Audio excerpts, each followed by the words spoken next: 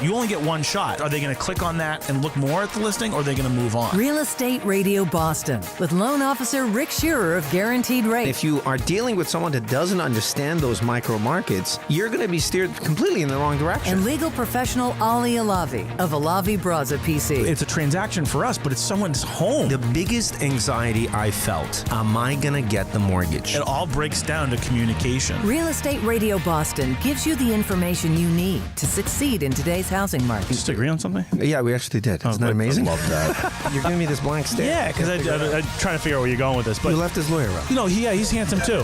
Rick Shearer, NMLS ID 454910. This is Real Estate Radio Boston.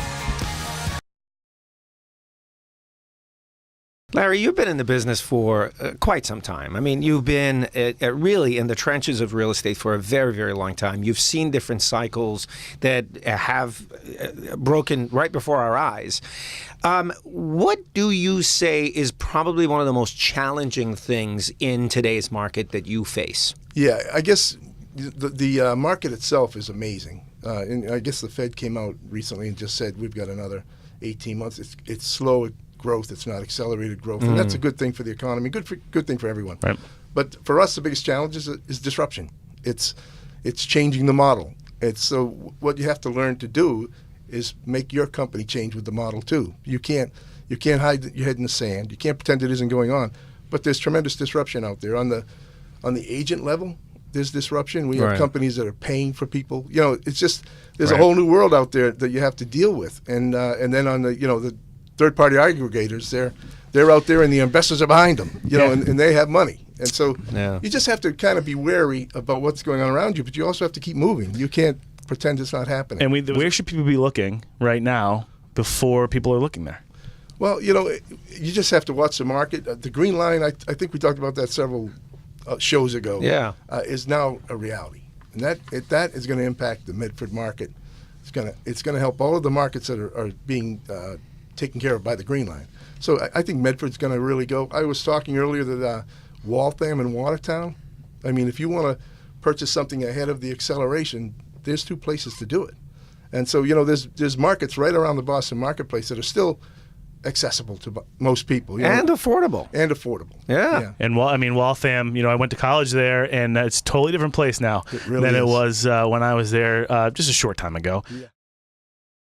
Do you advise clients to sort of drop contingencies to remain competitive? Do you advise them to be the highest and best, even though the property may not appraise and don't have an appraisal contingency? How do you deal with those types of situations? It's extremely individualized in terms of every property. I mean, we've written in appraisal waivers that it only has to appraise for list price, right? And we've been 30,000 over, and the client needs to understand I'm bringing that money to the table, right?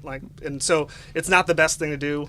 Home inspections, I think, are a rite of passage for first-time home buyers. I never like waiving them because I think they're super informative, right? You learn about the house, you learn about the structure, you learn about everything. And I don't view home inspections as a negotiating tool. I view it as let's learn about the house. Let's get an idea of what the honey-do list is going to be for the next 5 years. And that's setting the expectations that we're not doing this to retrade the property once the home inspection comes back. Like, we're not looking to grind the seller down. And ultimately, if you wanted to make something more enticing for a seller, you can do a home inspection after the purchase and sale, and it can be for informational purposes only. But I think basically unanimously, unless you're an investor that has a ton of experience and you've flipped 10, 15 houses, I think a home inspection is a great idea because you learn about the house, right? Like, it is an education in that house. I advise my sellers to do a pre-listing home inspection. Great. Yep. I think that's a huge way to avoid a lot of the issues that can come up in a transaction. And then I'll advise my sellers to do an appraisal beforehand. So, you have the two pieces of information that are potentially going to hurt you down the road. You have them in your hand the day you list. That's really, really a good advice, good idea. Now, listen, you're a boutique real estate firm. You a buyer's agent, and you sort of coined yourself as being technologically advanced, cutting edge. What are some of the technologies that you use routinely in your company? So we're one of the few. I'm one of the few individual agents that owns. I have a Matterport 3D walkthrough. So basically, if you picture Google Street View inside of a house, I do those for listings. We do a pretty pretty robust Facebook marketing campaign. So I'll get into demographics. We'll go and say like, all right, is this going to be millennials that are going to be buying this house? We can get really granular with marketing. So we'll build out. I mean, I like to think of myself as a marketing agency that's sort of disguised as a real estate broker. And we're going to get into. First of all, Justin, what's your attitude? What's your take on what Zillow is doing? So I see them trying to get a piece of every transaction. I think that's what the instant offers pilot program is. I think they are aiming at competitors like Open Door, who will buy a house, right? Like they'll give you an instant offer and buy your house, and do like a 7% commission or something on it, or Homevestors, like everybody has seen the little caveman on billboards, right? Like I think that's the piece that they're trying to carve out for themselves, because they need to keep adding revenue.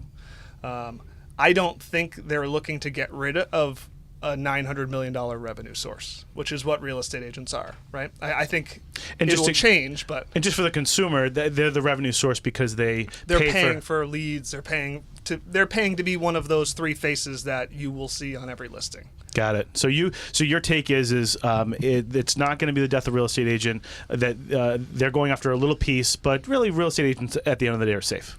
I believe so, right? Like I think part-time agents and kind of the smaller agents that don't do as much volume, I think it'll become harder to tread above water. Got it. And I think you'll end up seeing a shrinking of the real estate agent workforce. No, hold on. But as far as, I mean, you have certain things to fall back on to have that opinion.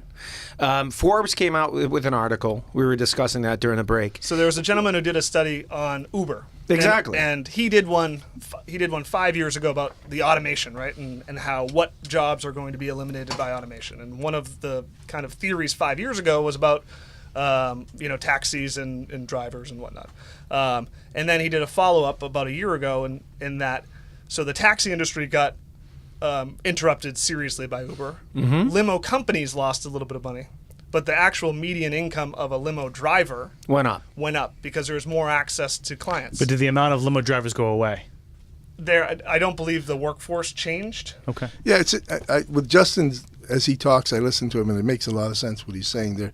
He believes they're trying to, get a piece of that marketplace. But I think ultimately, and I look at things from the 10,000 foot, because when you run a company, you have to kind of watch the margins, you watch all of those things.